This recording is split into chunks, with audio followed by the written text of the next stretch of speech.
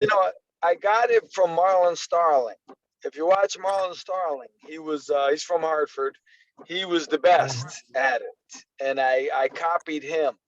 Uh, and I think I didn't get credit. You're right. A lot of people didn't realize that I wasn't getting touched with At all. clean shots at all. Like I wasn't. And now he was busy. Michael was very busy.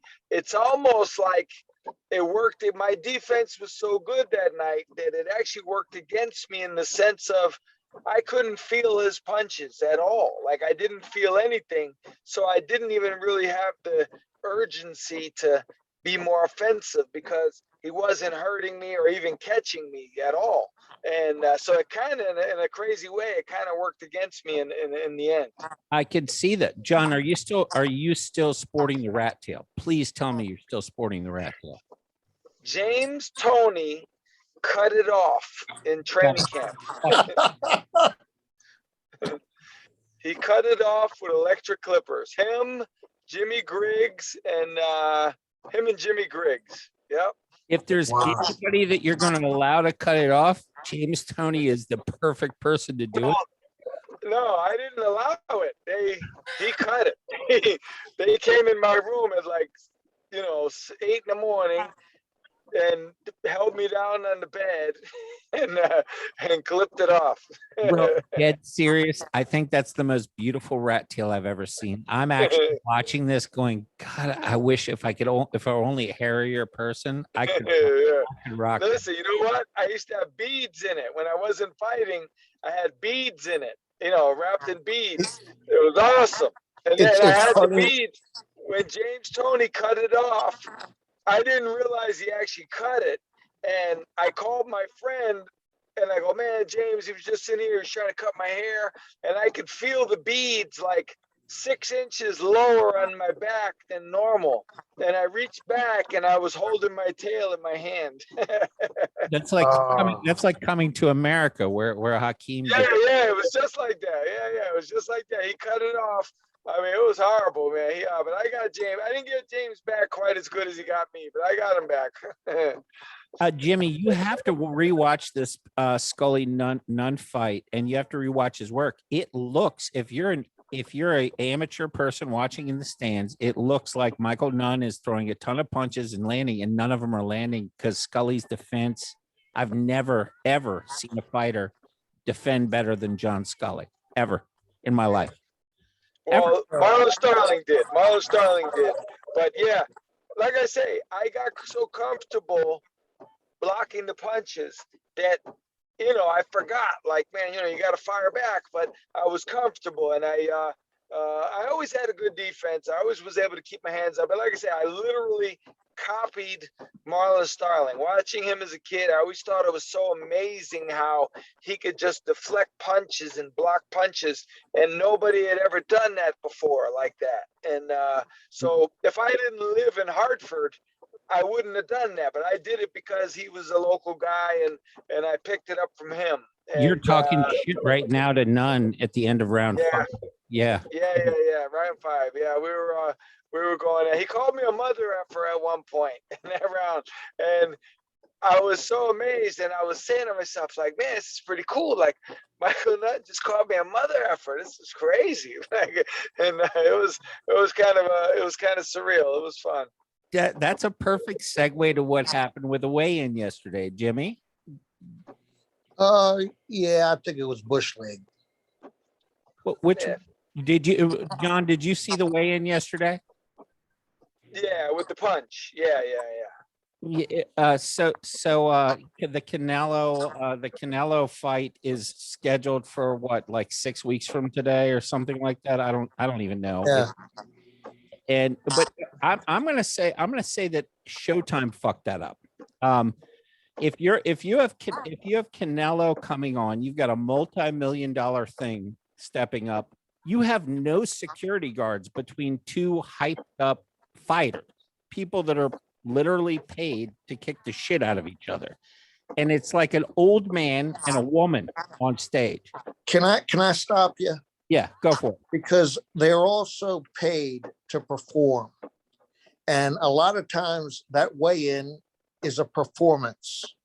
Yeah. Okay, if you look back to the greatest fighters of all time, they all sold tickets at the weigh-in, and they all did it with class. And I mean, even sometimes they would get into pushing matches, or maybe somebody would slap somebody, but they knew that they were working, and they never closed their fist. I mean, I can't think of a dumber thing to do, to close your fist and punch a man in his head when you make millions and millions and millions of dollars with your hands.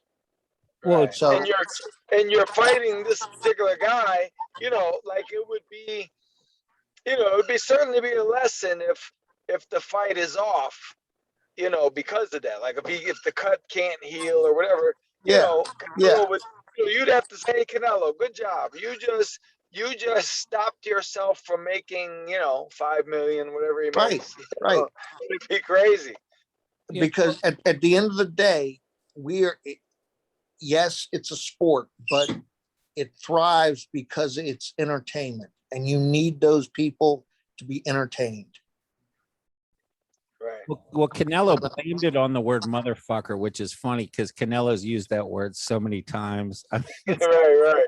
He just learned it though, like 6 months ago. right now, I was, it meant yesterday that he literally fucked his mother to him, apparently, for that 1 second. He's like, that's it. yeah. I think I put up a status. I put up a thing on Facebook today, and I was saying, whoever taught Canelo English but didn't explain to him what that term means is the funniest guy in the whole equation. Like, Yeah. What a beautiful excuse at the end of it, because if we all know there's certain rumors that Canelo might be a little jacked up because very rarely do you go up in weight class and start knocking more people out. I'm sure that this is going to put those rumors to rest. Right. I don't know if you guys can hear this. I must have just hit Wi-Fi. Yeah, I hear it.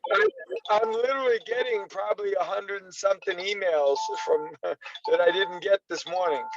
So give me a second till it dies down. It sounds like you just walked into a casino in the middle. Yeah. In the Okay. meantime, I just watched you win round 6 handily, in my opinion. Yeah, I didn't get. I'll tell you what. Honestly, I believe there's certain parts of the fight where, and this is human nature, and I've done it, especially as a younger guy. You watch a guy fight who's supposed to win, who's the big name, and so even if the other guy does something good, you kind of subconsciously you dismiss it. Like Ali. Ali fought guys that probably didn't get rounds against him that maybe they deserved. They earned those rounds. But people didn't give it to him because it's Ali. And they say, hey, that guy really can't be beating Ali. Like Ali must just be letting him, subconsciously. So I think there was times when they didn't give me credit that I deserved. Well, with your style, especially, I could easily see it. Your defense was so good. Somebody could throw 35, 40 punches and literally land none of them. And it looks very busy. And then you come back with a quick, very sharp left hook that lands in the body or the face. And technically, you just won the round.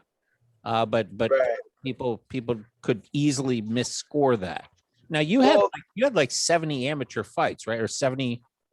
Yeah, I had 70, including exhibition. I had 74. Yeah, 74. The two other ones. What do you think is the right number of amateur fights before you go pro, John? What, like, ballpark? I mean, a guy should have probably at least say 50, give or take. It depends on, not being disrespectful, but if you have 50 amateur fights in Detroit or Texas or California, that's different than having 50 amateur fights in Idaho. You know what I mean? Or Wyoming. Absolutely.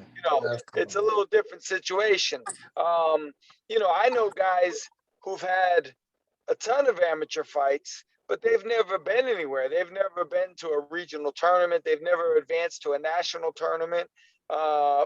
so they don't have the experience that a guy maybe with lesser fights, but he's been to the nationals and he's fought guys, the best guys from the Midwest, the best guys from California, that type of thing. So it's misleading, and there's certainly too many amateur fights. A good friend of mine, Kelsey Banks.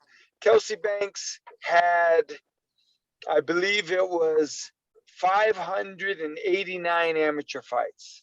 Wow. So that's too many, period. Like, it's just, and he was a great, great, great amateur. Like, at one time, maybe pound for pound, the best amateur. What And age, what age did but Kelsey start? Like, when, how do you? oh, just a little kid. Well, there was a guy, and Jimmy probably knows him, Bones Adams, Clarence Bones Adams. Oh, I met Bones when he was 13 and I was 19, and I had 48 fights at the time, and he had 113, and he was 13 years old. He had literally 3 times almost as many fights as I did, and I was 19 and he was 13. So, he grew up in Illinois, I guess, or Kentucky, wherever you grew up. He actually grew up, I think, Kentucky. And, they had a hot amateur scene. They would do fights every weekend. So he got a lot of different competition than I did, even though the majority of my amateur fights were at the national level. So I got good experience that way. What brought you into that gym, man? Well, like, I mean, you came from Hartford. Hartford's a rough ass area. I've been there a lot. Yeah, it's a rough area. I've spent some time. I went to a strip club in Hartford once, and it looked like a union workers a meeting. This is right up John's alley, because what I've noticed about John, he remembers every detail. I don't know if you walk around with a notebook or what. You have a memory. I've seen it already on this call. He remembers every detail of anything that is significant in his life. It's like it's documented, and he remembers it. I'm sure your wife appreciates that. You're the one person that remembers more than a woman. Well, I'm going to tell you a funny thing. I remember most stuff, just in my head, right? Yeah. But when I was a kid, I started writing things down. And I had a girlfriend at one point, and we would, she'd be like, "Oh, well, no, I was with my mother that weekend." And I go, nah. August 17, you were at, you were in, Waterbury or whatever. Like, I would keep track of everything. So I get, like, if you ask me right now, what were you doing July 13th, 1992? I could go to my book and I'll tell you who I was with, what we did, what movie we watched, where we ate. I write it all down. But before that, I remember I read one time, and a guy said, being good in school is not just about being able to learn, but it's also, you have to like what you're learning about. That's why if kids love math, they're going to do good in math.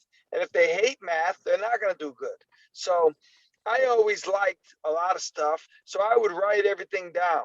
And it's just ingrained in my head, certain statistics on my career. I could remember, believe it or not, I had 74 amateur fights, including 4 exhibitions. So 70 fights, 4 exhibitions. I could tell you from my first fight to the last. I could tell you in order the names of everybody I fought. That's fucking unbelievable. I can't tell. Look, I'll give you the first 10, okay? I'll give you the first 10.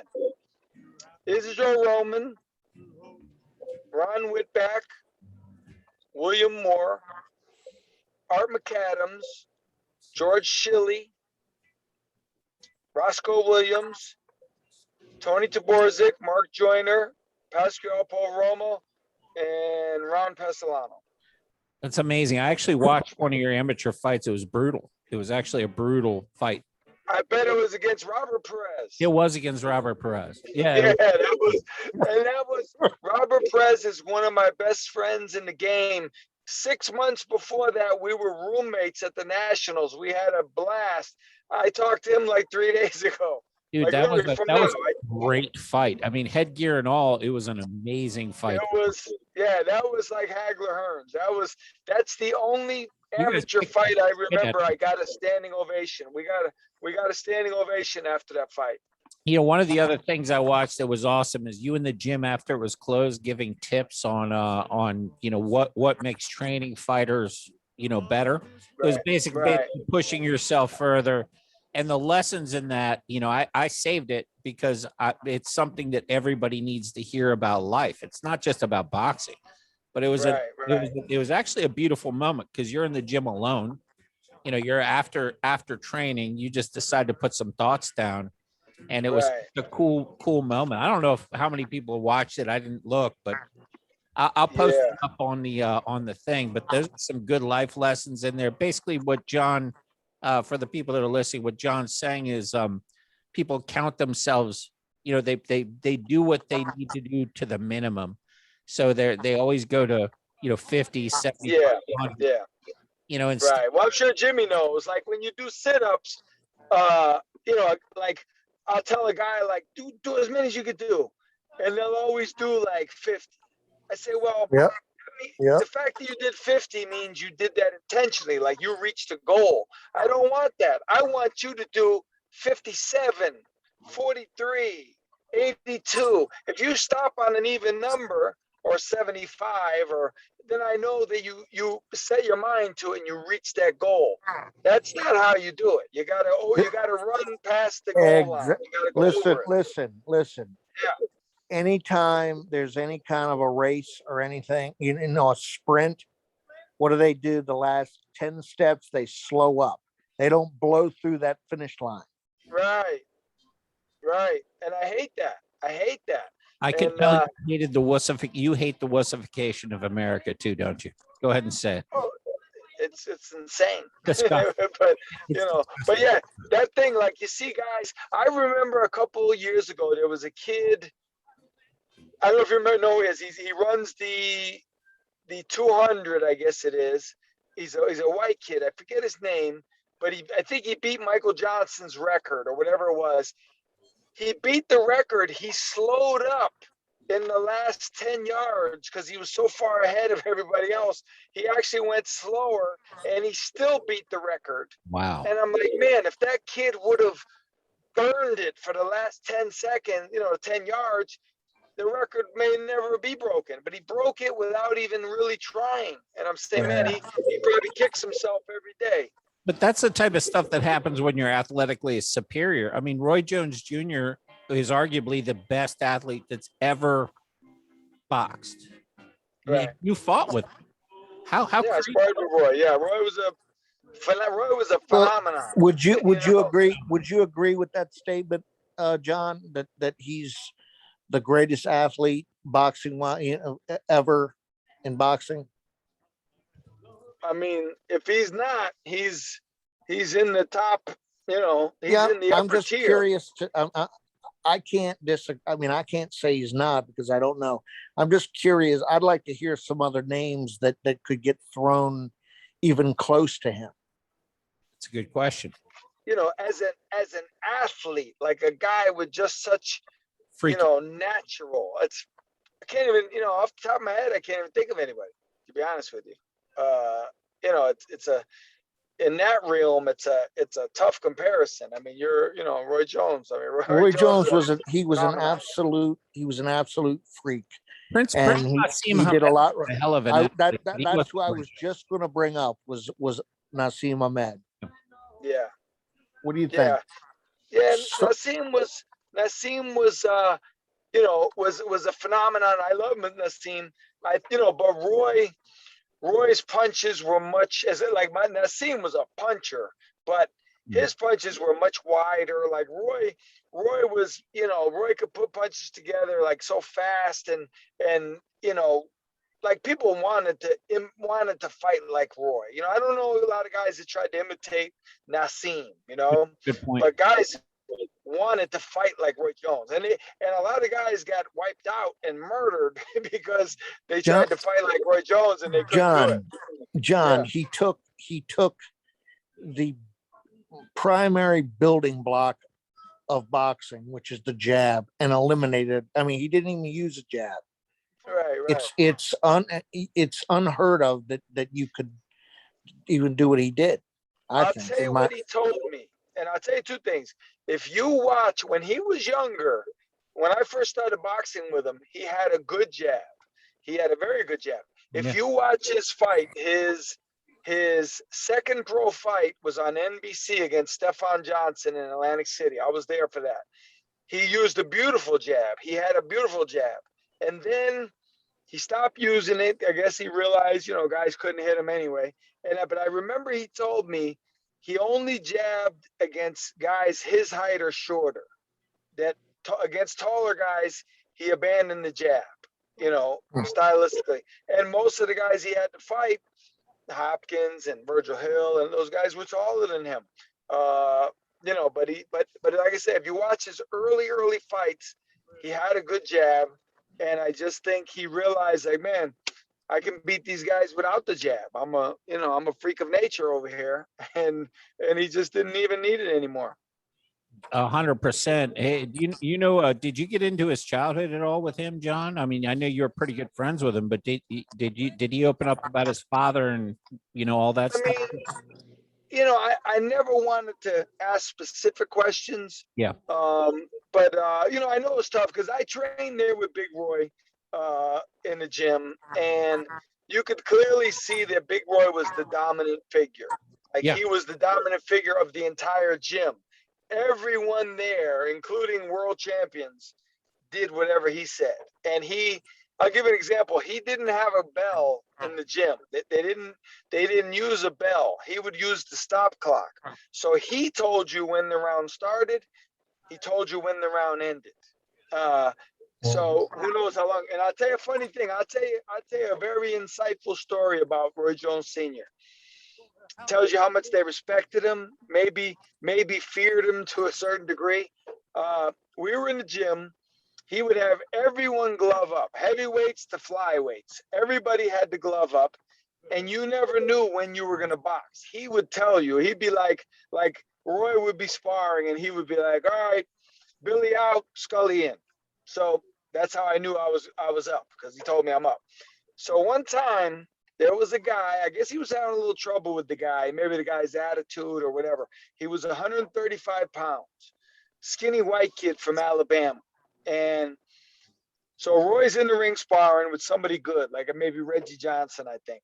And all of a sudden, I think the kid's name was Gavin. And he goes, all of a sudden, Big Roy goes, all right, Reggie out, Gavin in. And the kid, his eyes got real big. He didn't even move. And everybody's looking like, Gavin can't spar with Roy. And he's like, Gavin in. Yeah. And the kids he looked at everybody like, what should I do? And the kid got in the ring. So everybody's like, man, is this really happening? Like, is Roy going to spar with this kid? And Big Roy goes, time. And Gavin started walking out towards the center of the ring. And before little Roy could throw a punch, he goes, time. Gavin out, somebody else in. Just wanted to make sure Gavin had the balls to do it. He just wanted to see if Gavin was going to do it. That's fucking awesome. Yeah, it was crazy. And I tell you another time, and I have this on video. I got to get it on VHS. I got to get it on DVD. Roy was sparring with a kid, tall, and I mean tall, like 6'5", super middleweight. I don't know his name. I have no idea who he is.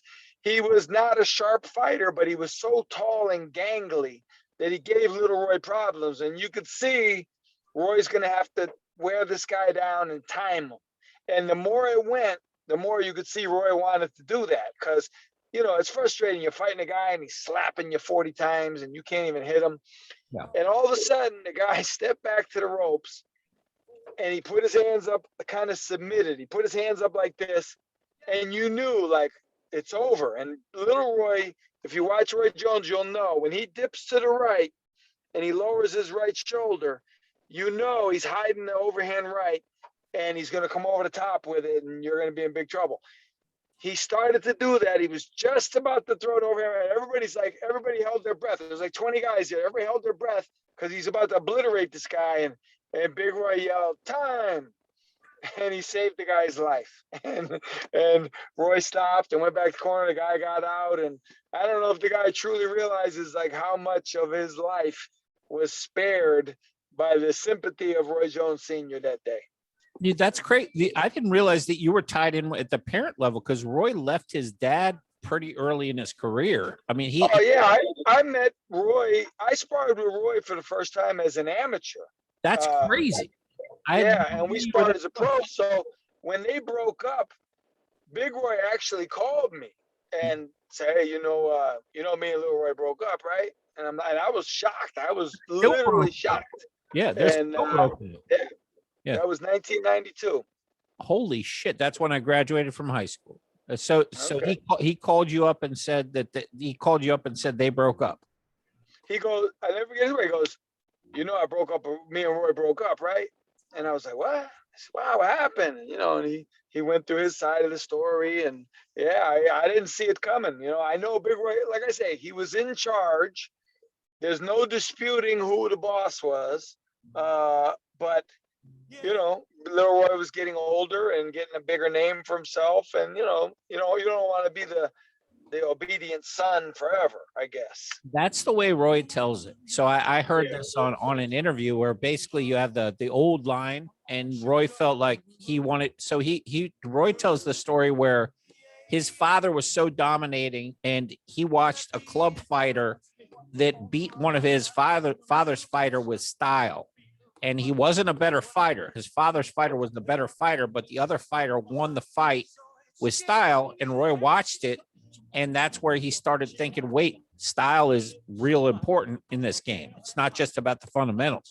So a lot of people always say Roy didn't have the fundamentals. Roy had the fundamentals. And he just decided to change it up from there. And then he decided he wanted to be the alpha. And his father's the super alpha. There's no way to make that break without making the break. Yeah. But and let me tell you something. Roy gets a bad rap, right? People will say, he didn't have the fundamentals, right? I said, listen, he did a lot of things fundamentally right, but he added pizzazz to it. Now, for example, if Mike McCallum threw 3 jabs, a right hand, a double left hook, and then step to the side, everybody would go, oh, that's awesome, like beautiful. Awesome, textbook. Now Roy does the same thing, but he does it twice as fast, lightning, and everybody would look at that and go, oh, it's such natural ability. You know what I'm saying? Listen, he did the same thing. Roy's a smart fighter, and I'll tell you what, I always said this, boxing, I've boxed with, I believe it's 36 world champions, right? That's not including contenders, just 36 guys who held versions of the world title.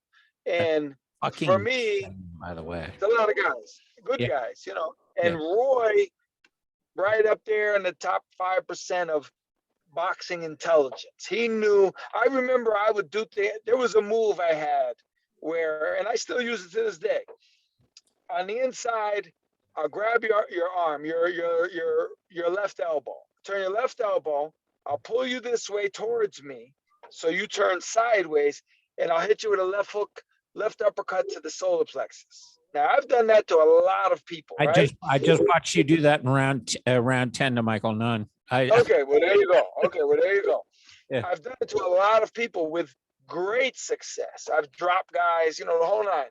And I remember I was trying that with Roy, and he caught me. Like every time he was able to, put his elbow in or whatever he did. And I remember one night we were at the house, and it was kind of funny. He goes, man, that's good what you're doing there. That move, it's really, it's a good textbook technique. It's very good technique. He goes, and he was laughing. He goes, it didn't work on me, but he goes, it's very good. Like he urged me to keep, cultivating it. But he's one of the few guys who caught it literally in the act and prevented me from catching him clean with it. And you caught pretty much everybody with that move. I mean, you were catching world champ after world champ with that move. Right. I mean, I've dropped, I won't name names, but I mean, I've dropped guys in the gym with that punch, with that specific punch. And I've dropped guys who asked me after, what'd you hit me with? Like they didn't even know where it came from. And I always remember Roy caught it, and he caught it, and but he complimented me on it at the same time, and he said he urged me to keep doing it. And like I say, he's like, well, it didn't work on me, but it'll probably work on other people. That's the thing about Roy Jones. People do not, and you just nailed it. He's a student of the sport. He's Yeah. absolutely it's not just natural ability. That guy knows the sport Listen, inside and out and upside and down. you remember the fight when I believe his name was Jimmy Garcia. Jimmy Garcia got killed in a fight, maybe with one of the Ruelas brothers on HBO. And this is a tough fight. He's getting hit. If you remember.